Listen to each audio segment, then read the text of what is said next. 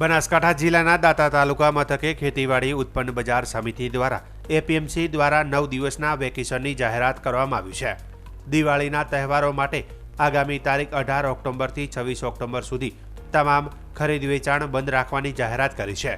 તેમજ વાદળછાયા વાતાવરણ વચ્ચે જણસીને સાચવવા ખેતીવાડી ઉત્પન્ન બજાર સમિતિમાં ન લાવવાની અપીલ કરી હતી। 27 ઓક્ટોબરથી દાંતા એપીએમસી રાબેતા મુજબ ફરી ચાલુ થશે તેમ જણાવાયું છે। આગામી તારીખ 18-10 થી લગાવીને 26-10 સુધી એટલે કે 9 દિવસનું માર્કેટયાર્ડમાં વેકેશન રહેશે, એટલે કે માર્કેટયાર્ડ બંધ રહેશે। તો એ દરમિયાનમાં વેપારી મિત્રોએ ખરીદેલો માલ અથવા વેચવા આવેલ ખેડૂત મિત્રોનો માલ યોગ્ય જગ્યાએ ઢાંકીને રાખવો, કારણ કે દિવાળીના વેકેશન દરમિયાન વરસાદની આગાહીકારો દ્વારા આગાહી કરવામાં આવી છે, તો વરસાદ આવી શકે છે।